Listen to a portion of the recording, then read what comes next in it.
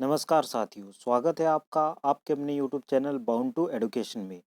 JTET pedagogy के 1000 प्रश्नों के सीरीज में आप सभी का स्वागत है। इससे पहले हम लोगों ने 1 से 100 तक के सारे प्रश्नों को हल कर चुका था। आज हम लोग उससे आगे सीरीज को आगे बढ़ाते हैं और चलिए क्वेश्चन नंबर 101 से देखते हैं।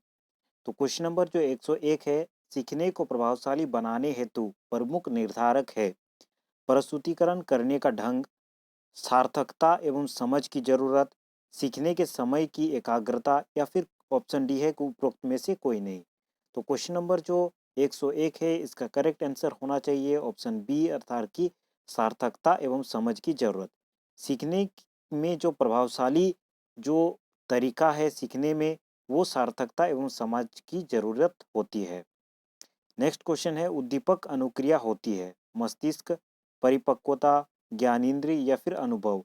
तो जो उद्दीपक अनुक्रिया होती है ये ज्ञानेंद्रियों से रिलेटेड होती है, इसीलिए इसका करेक्ट आंसर हो जाएगा ऑप्शन सी।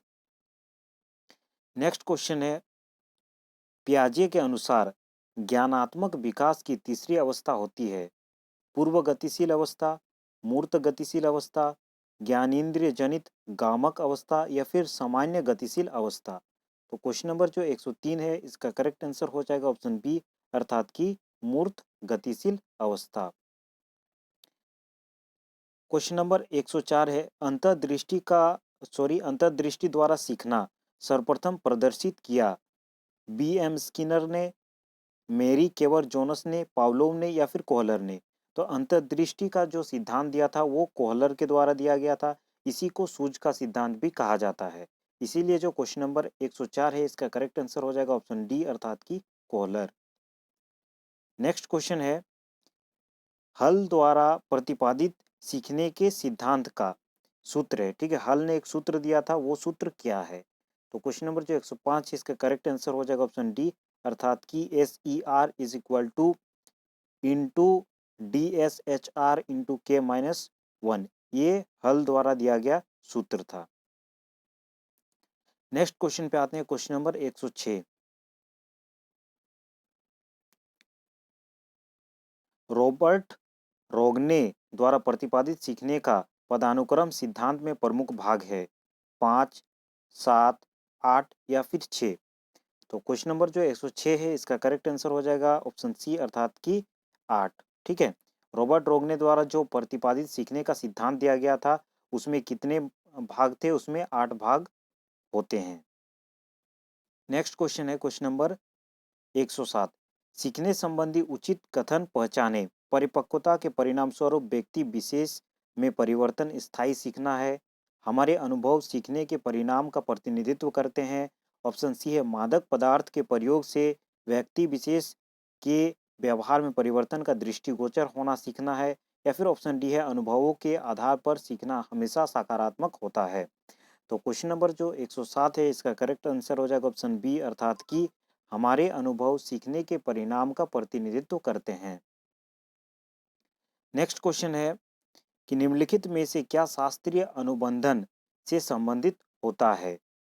आकृति देना, याकायक प्राप्त करना, उद्दीपक सॉरी उद्दीपक सामान्यीकरण या फिर लुप्त होना। तो शास्त्रीय अनुबंधन जो होता है वो किससे संबंधित होता है? ये जो संबंधित होता है ये आकृति से संबंधित होता है। ठीक है, इसीलिए इसका करेक्ट आंसर हो जाएगा ऑप्शन ए। नेक्स्ट क्वेश्चन है क्वेश्चन नंबर 109। निम्न सीखने का सिद्धांत शिक्षण एवं सीखने की प्रक्रिया में कार्य के अभ्यास एवं पुनरावृत्ति हेतु प्रेरणा प्रदान करता है। अवलोकन द्वारा सीखना, अंतर्दृष्टि द्वारा सीखना, प्रयास एवं त्रुटि द्वारा सीखना या फिर सक्रिय अनुबंधन द्वारा सीखना। तो क्वेश्चन नंबर 109 का जो करेक्ट आंसर हो जाएगा वो हो जाएगा ऑप्शन सी अर्थात की प्रयास एवं त्रुटि द्वारा सीखना। उसके बाद क्वेश्चन नंबर 110 है कि प्रभावशाली ढंग से सीखना निर्भर करता है यदि सीखने वाले में क्षमता हो प्रदर्शन द्वारा सीखने की, समूह में विचार विमर्श द्वारा, उदाहरण योजना द्वारा या फिर योजना द्वारा सीखने की। तो क्वेश्चन नंबर जो 110 है, इसका करेक्ट आंसर हो जाएगा ऑप्शन डी अर्थात की परियोजना द्वारा सीखने में। नेक्स्ट क्वेश्चन है कि लिंग के आधार पर आम धारणा सीखने के निम्न प्रकार पर आधारित है: सक्रिय अनुबंधन, अवलोकन द्वारा सीखना, शास्त्रीय अनुबंधन या फिर सूझ द्वारा सीखना। तो क्वेश्चन नंबर 111 का करेक्ट आंसर हो जाएगा सी, अर्थात कि शास्त्रीय अनुबंधन द्वारा सीखना। नेक्स्ट क्वेश्चन है, गेस्टाल्ट स्कूल ऑफ साइकोलॉजी से जुड़ा मनोविज्ञान कौन है? बी एफ स्किनर, जेबी वाटसन, मैक्स वर्दीमर या फिर सिगमंड फ्रायड। तो क्वेश्चन नंबर 112 का करेक्ट आंसर हो जाएगा ऑप्शन सी, अर्थात कि मैक्स वर्दीमन। ये गेस्टाल्ट स्कूल ऑफ साइकोलॉजी से जुड़े हुए व्यक्ति थे। नेक्स्ट क्वेश्चन है, उद्दीपक के अभाव में प्रतिक्रिया का होना संबंधित है, और इसके जो ऑप्शन है उनको देखते हैं। पहला ऑप्शन है प्रत्यय एवं भूल का सिद्धांत, सक्रिय अनुबंधन सिद्धांत, शास्त्रीय अनुबंधन सिद्धांत या फिर अंतर्दृष्टि का सिद्धांत। तो क्वेश्चन नंबर 113 का जो करेक्ट आंसर होना चाहिए वो ऑप्शन सी होना चाहिए, शास्त्रीय अनुबंधन सिद्धांत।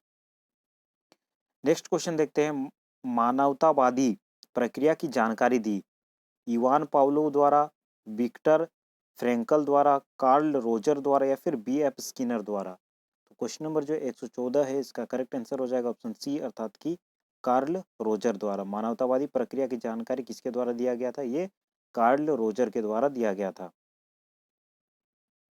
नेक्स्ट क्वेश्चन है, एक कार्य को सीखने के पश्चात दूसरे कार्य को सीखने में कठिनाई उत्पन्न होना, ये परिणाम है सकारात्मक स्थानांतरण, नकारात्मक स्थानांतरण, शून्य स्थानांतरण या फिर द्विपक्षीय स्थानांतरण। तो क्वेश्चन नंबर 115 का जो करेक्ट आंसर है वो मेरे ख्याल से होना चाहिए ऑप्शन बी, अर्थात कि नकारात्मक स्थानांतरण। ठीक है। नेक्स्ट क्वेश्चन पे आते हैं, क्वेश्चन नंबर 116।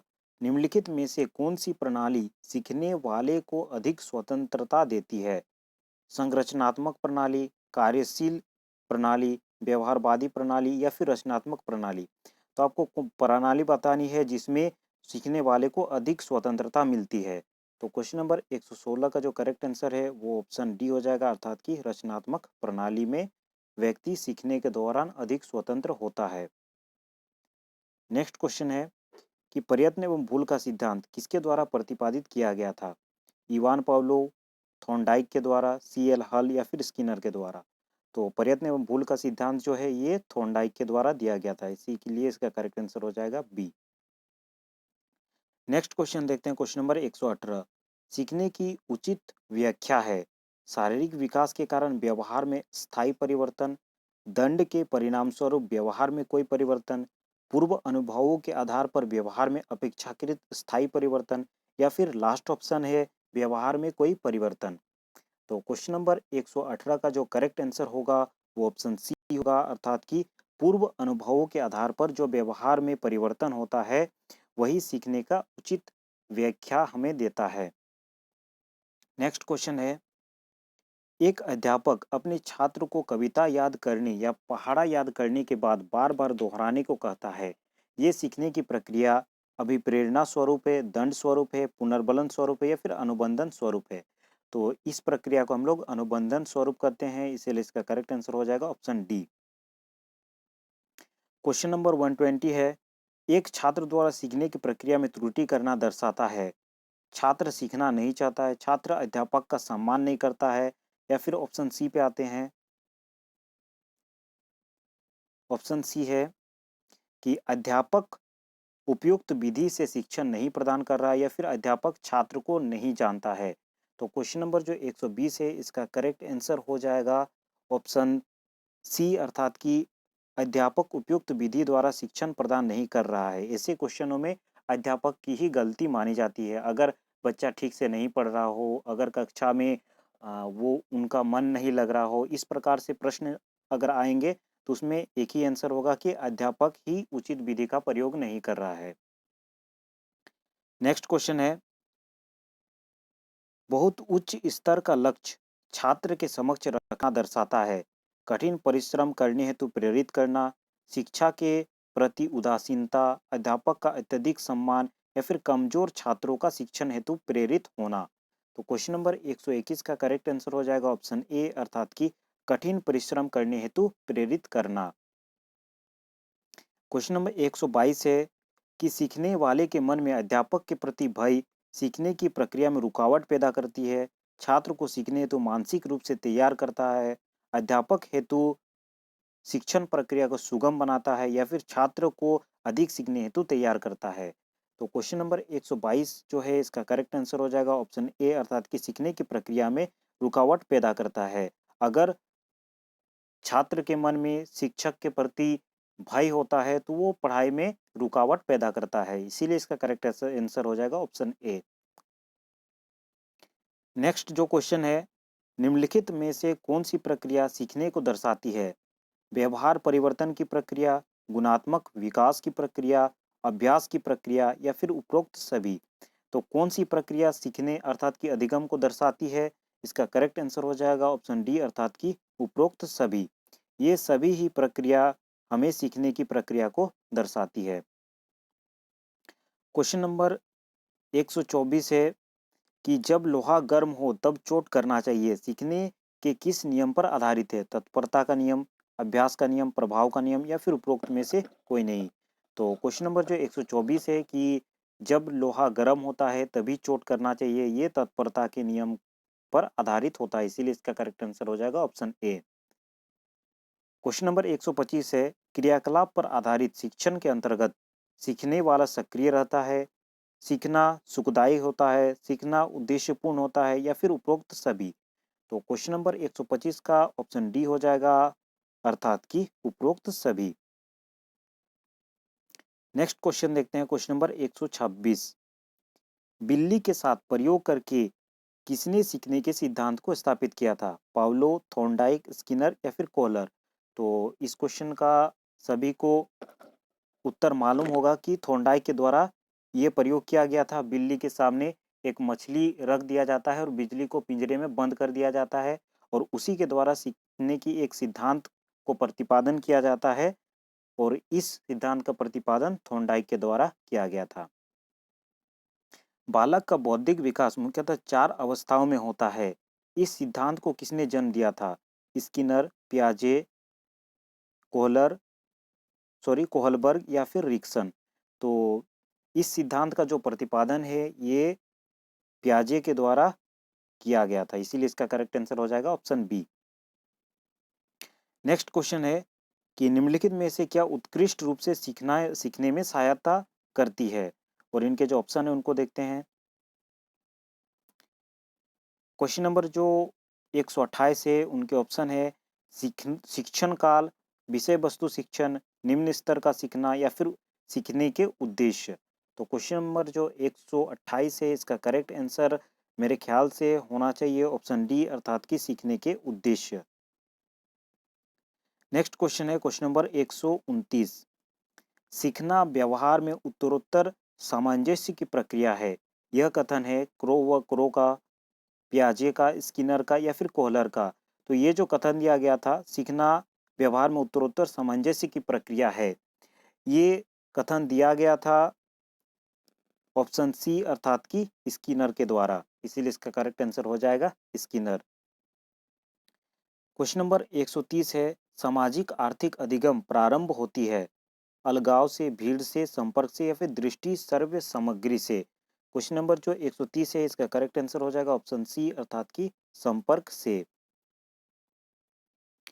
क्वेश्चन नंबर 131 है, सामाजिक आर्थिक मुद्दों से जूझ रहे उन बच्चों को जिनकी प्रतिभा प्रभावित हो सकती है को डैश सहायता करनी चाहिए? स्व अधिगम मॉडल, विभेदित निर्देश, पाठ्यचर्या का विस्तार, संज्ञानात्मक वर्गीकरण? तो क्वेश्चन नंबर जो 131 है इसका करेक्ट आंसर हो जाएगा ऑप्शन ए, अर्थात कि स्व अधिगम मॉडल। क्वेश्चन नंबर 132 है कि निम्न में से कौन सा विशिष्ट अधिगम विकलांगता का उदाहरण है? मानसिक मंदता, dyslexia, attention deficit hyper disorder या फिर ऑटिज्म? तो क्वेश्चन नंबर 132 जो है इसका करेक्ट आंसर हो जाएगा ऑप्शन ए, अर्थात कि मानसिक मंदता। क्वेश्चन नंबर 133 देखते हैं, सीखने का क्लासिकल कंडीशनिंग सिद्धांत प्रतिपादित किया गया था स्किनर के द्वारा, पावलोव के द्वारा, थॉर्नडाइक के द्वारा या फिर कोहलबर्ग के द्वारा? तो क्वेश्चन नंबर जो 133 है इसका करेक्ट आंसर हो जाएगा बी, अर्थात कि क्लासिकल कंडीशनिंग का सिद्धांत जो प्रतिपादित किया गया था ये पावलोव के द्वारा किया गया था। ये क्वेश्चन बहुत ही इंपॉर्टेंट है और बहुत बार ये परीक्षा में रिपीट करता है। क्वेश्चन नंबर 134 है कि कौन सा सीखना स्थायी होता है, रटकर, सुनकर, समझकर या फिर देखकर। तो आसान सा सवाल है, इसका उत्तर आप सभी को मालूम होगा कि इसका उत्तर होगा ऑप्शन सी, अर्थात कि समझकर जो सीखना होता है वो स्थायी होता है। उसके बाद क्वेश्चन नंबर 135 देखते हैं।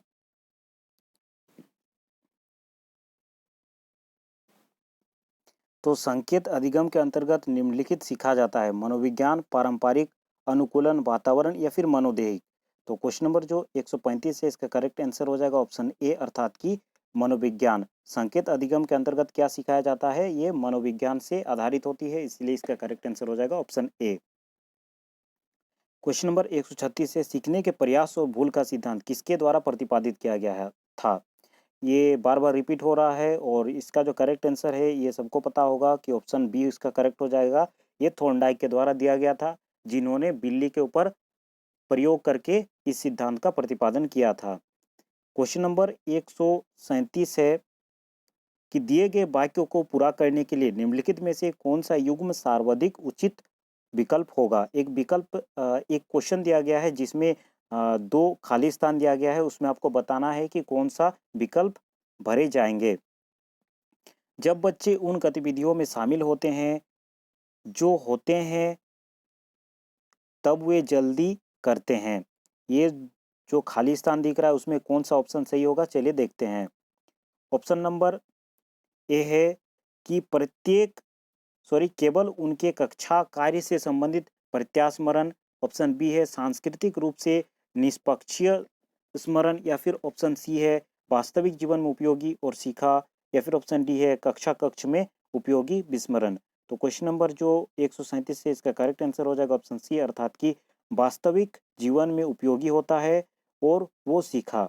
ठीक है, क्वेश्चन एक बार फिर से देखते हैं, आपको क्लियर हो जाएगा।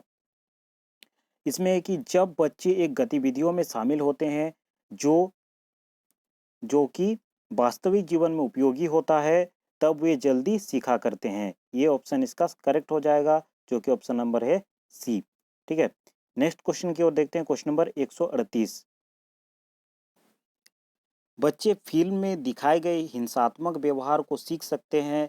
यह निष्कर्ष निम्नलिखित में से किस मनोविज्ञान द्वारा किए गए कार्य पर आधारित हो सकता है। JB Watson, Albert Bandura, Jean पियाजे, Edward L Thorndike.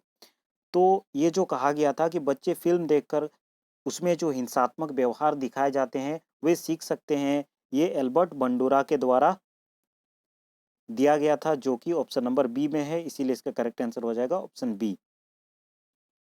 Question number 139 है कि शिक्षार्थी फैशन शो को देखकर मॉडल का अनुकरण करने की कोशिश करते हैं। इस प्रकार के अनुसरण को डैश कहा जाता है, गौण अनुकरण, सामाजिक अधिगम, सामान्यीकरण या फिर प्राथमिक अनुकरण। तो इस प्रकार के जो अनुकरण होते हैं इसे सामान्यीकरण कहा जाता है, इसीलिए इसका करेक्ट आंसर होता है ऑप्शन सी।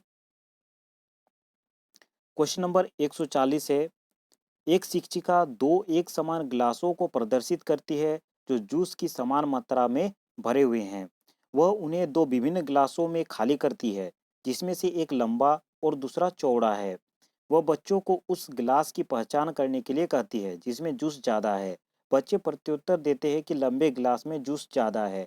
शिक्षिका के बच्चे को क्या कठिनाई है, अहम केंद्रिता, विकेंद्रीकरण, पलटावी या फिर समायोजन।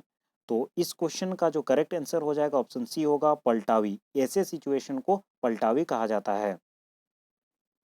नेक्स्ट क्वेश्चन है क्वेश्चन नंबर 141, जो बुद्धि सिद्धांत बुद्धि में सम्मिलित मानसिक प्रक्रियाओं जैसे पराघटक और बुद्धि द्वारा किए जा सकने वाले विविध रूपों जैसे सृजनात्मक बुद्धि को शामिल करता है, वह है स्टर्नबर्ग का बुद्धिमत्ता का त्रितंत्र सिद्धांत, बुद्धि का सावेंट सिद्धांत, थॉर्स्टन की प्राथमिक मानसिक योग्यता, या फिर स्पीयरमैन का जी कारक।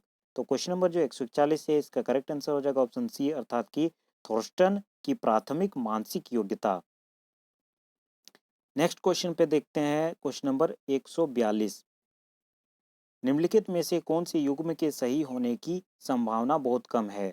भाषा और विचार प्रारंभ में दो विभिन्न गतिविधियां हैं, ये वाइगोत्स्की के द्वारा कहा गया है। भाषा विचार पर आधारित है, ये पियाजे के द्वारा कहा गया है, ये तो सही है। भाषा वातावरण में एक उद्दीपक है, स्किनर के द्वारा कहा गया, ये भी सही है, क्योंकि उद्दीपक का सिद्धांत जो है स्किनर के द्वारा दिया गया था। बच्चे भाषा के बारे में निश्चित ज्ञान के साथ प्रवेश करते हैं, ये चॉम्स्की के सिद्धांत दिए गए हैं चॉम्स्की के द्वारा, ये भी करेक्ट लग रहे हैं। तो मेरे ख्याल से जो इसका आंसर होना चाहिए ये होना चाहिए, जो कि भाषा और विचार प्रारंभ में दो भिन्न गतिविधियां हैं, ये वाइगोत्स्की के द्वारा कहा नहीं गया था, इसीलिए इसका करेक्ट आंसर हो जाएगा ऑप्शन ए। क्वेश्चन नंबर 140 देखते हैं।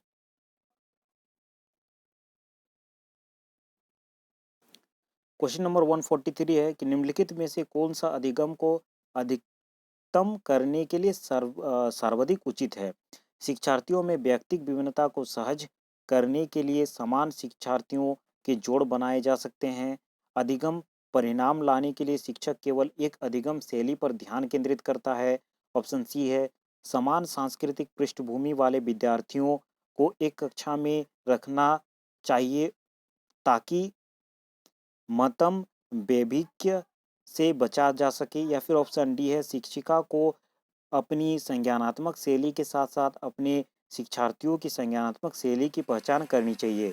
तो क्वेश्चन नंबर जो 143 है, इसका करेक्ट आंसर होना चाहिए ऑप्शन नंबर डी, अर्थात कि शिक्षिका को अपनी संज्ञानात्मक शैली के साथ साथ अपने शिक्षार्थियों के संज्ञानात्मक शैली की पहचान करनी चाहिए। ये ऑप्शन नंबर डी इसका करेक्ट आंसर हो जाएगा। क्वेश्चन नंबर 144 है डैश के अतिरिक्त निम्नलिखित सभी सीखने के रूप में आकलन को बढ़ावा देते हैं। अक्सर अवसर लेने हेतु शिक्षार्थियों के लिए एक सुरक्षित वातावरण का निर्माण करना, पढ़ाए गए विषयों पर मनन करने के लिए शिक्षार्थियों को कहना। ऑप्शन सी है जितनी संभावना हो शिक्षार्थियों का लगातार परीक्षण लेना। या फिर ऑप्शन डी है शिक्षार्थियों को आंतरिक पृष्ठपोषण लेने को कहना। तो क्वेश्चन नंबर 144 का जो करेक्ट आंसर है वो ऑप्शन बी होगा, अर्थात कि पढ़ाए गए विषय पर मनन करने के लिए शिक्षार्थियों को कहना। क्वेश्चन नंबर 145 देखते हैं। जब तक बावर्ची खाना पकाते समय खाने को चखता है तो वह डैश के समान है। खाने के लिए आकलन, सीखने के रूप में आकलन, आकलन और सीखना, या फिर ऑप्शन डी है सीखने का आकलन। तो क्वेश्चन नंबर 145 जो है इसका करेक्ट आंसर हो जाएगा ऑप्शन सी, अर्थात कि आकलन और सीखना। नेक्स्ट क्वेश्चन है कि पियाजे के अधिगम के संज्ञानात्मक सिद्धांत के अनुसार वह प्रक्रिया जिसके द्वारा संज्ञानात्मक संरचना को संबोधित किया जाता है डैश कहलाती है। स्कीमा, प्रत्यक्षण, समायोजन या फिर समावेशन। तो इसका जो करेक्ट आंसर है वो ऑप्शन डी होगा, अर्थात कि समावेशन। क्वेश्चन नंबर 147 है कि जब पूर्व का अधिगम नई परिस्थितियों के सीखने को बिल्कुल प्रभावित नहीं करता है तो वह डैश कहलाता है। अधिगम का नकारात्मक स्थानांतरण, अधिगम का शून्य स्थानांतरण, अधिगम का निरपेक्ष स्थानांतरण या फिर अधिगम का सकारात्मक स्थानांतरण। तो क्वेश्चन नंबर 147 का ऑप्शन बी आंसर होगा, अर्थात कि अधिगम का शून्य स्थानांतरण। जब पूर्व की स्थितियां आने वाली जो सीखने की स्थितियां आती है उसके साथ कोई भी मैच नहीं करता है, उसमें शून्य स्थानांतरण दर्शाता है। नेक्स्ट क्वेश्चन है एक बालक केंद्रित कक्षा में बच्चे सामान्यतः सीखते हैं। इनके जो ऑप्शन है उनको देखते हैं। क्वेश्चन नंबर 148 के जो ऑप्शन है समूह में, व्यक्तिक और सामूहिक दोनों रूपों में, मुख्य रूप से शिक्षक से या फिर व्यक्तिक रूप से। तो क्वेश्चन नंबर जो 148 है इसका करेक्ट आंसर हो जाएगा ऑप्शन बी, अर्थात कि व्यक्तिक और सामूहिक दोनों रूप में वे सीखते हैं। नेक्स्ट क्वेश्चन है कि सहयोगी अधिगम में अधिक उम्र के प्रवीण विद्यार्थी छोटे और कम निपुण विद्यार्थियों की मदद करते हैं। इससे उच्च उपलब्धि और आत्मसम्मान विकसित होती है, गहन उपयोगिता होती है, उच्च नैतिक विकास होता है या फिर समूह में द्वंद्व होता है। तो क्वेश्चन नंबर 149 का जो करेक्ट आंसर हो जाएगा ऑप्शन बी होगा, अर्थात कि गहन प्रतियोगिता होती है।